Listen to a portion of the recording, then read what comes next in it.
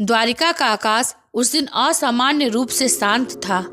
समुद्र के ऊपर हल्का पीला प्रकाश तैर रहा था, जैसे सूर्य स्वयं किसी प्रतीक्षा में रुका हो। राजमहल से दूर तट पर श्री कृष्ण अकेले खड़े थे, समुद्र की अनवरत लहरों को निहारते हुए। युद्ध की घोषणा अभी नहीं हुई थी, पर हवा में तनाव की गंध साफ महसूस हो रही थी। श्री कृष्ण जानते थे जिस तूफान को रोका नहीं जा सका उसे अब दिशा देनी थी। उसी समय समुद्र के बीचों बीच एक विशाल दिव्य प्रकाश उठा। लहरें ऊंची हो गईं और जैसे ही वह प्रकाश किनारे की ओर बढ़ा, श्री कृष्ण ने आदर से हाथ जोड़ लिए। प्रकाश रूपांतरित हुआ और प्रकट हुए भीष्म के गुरु, कर्ण के आचार्य, क्षत्रिय विनाशक भगवान परशुराम। उनकी उपस्थिति से समुद्र के स्वर बदल गए, हवा स्थिर हो गई और द्वारिका मानो गंधर्वों के संगीत से भर उठी। श्री कृष्ण आगे बढ़े। गुरुदेव, आपका द्वारका में स्वागत है। आपके आगमन का कारण जानने की उत्सुकता है। परशुराम जी ने बिना मुस्कुराए कहा, वासुदेव, कारण तुम हो। तुम्हारे विचार, तुम्हारा मौन और आने वाला वह निर्णय जिससे संपूर्ण आर्यावर्त बदलने वाला है। श्री कृष्ण ने समुद्र की ओर देखते हुए कहा, युद्ध की आहट समुद्र से भी छुप नहीं सकती। परशुराम जी ने पूछा, तो क्या तुम युद्ध को रोकने का कोई प्रयास नहीं करोगे? श्री कृष्ण बोले, यदि एक भी पक्ष सत्य को स्वीकार कर लेता तो युद्ध कभी नहीं होता, पर अंधत्व और अहंकार मिलकर सबसे बड़ा विनाश रचते हैं गुरुदेव। धृतराष्ट्र का मोह, दुर्योधन की अभिमान ज्वाला, भीष्म का वचन, द्रोण की निष्ठा और कर्ण का दुख, इन पांचों ने मिलकर युद्ध को जन्म दिया है। परशुराम जी ने कहा, तुम हमेशा समाधान खोजते हो कृष्ण, पर इस बार समाधान क्यों नहीं दिखता? श्री कृष्ण ने उत्तर दिया, क्योंकि यहाँ समस्या मन में है और मन का रोग केवल वार्ता से नहीं मिटता।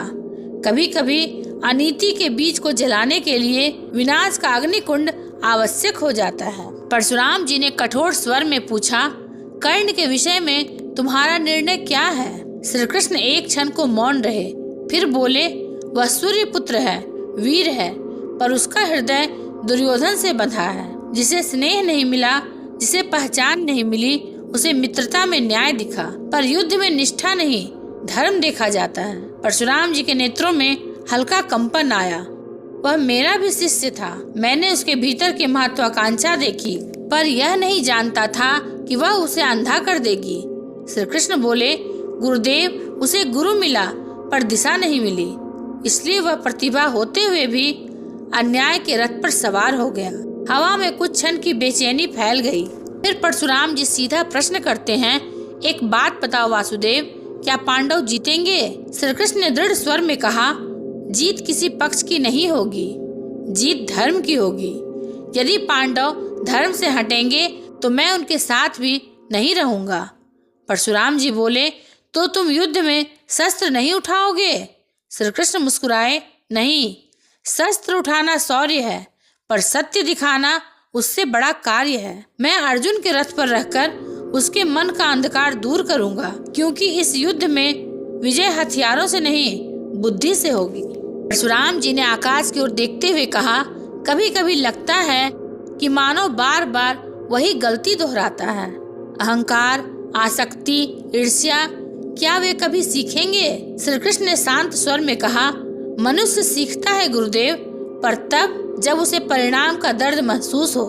पर युद्ध पृथ्वी का घाव नहीं, मनुष्य के भीतर का उपचार है। परशुराम जी उठ खड़े हुए। उनके चरणों से समुद्र की लहरें छूकर लौट गईं।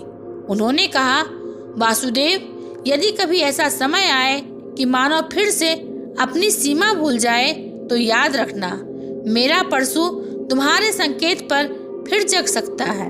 श्री कृष्ण ने उनके चरण छूते हुए कहा, गुरुदेव, धर्म जहाँ डगमगाएगा वहाँ आपका तेज स्वर्ग से पहले पृथ्वी ही अनुभव करेगी।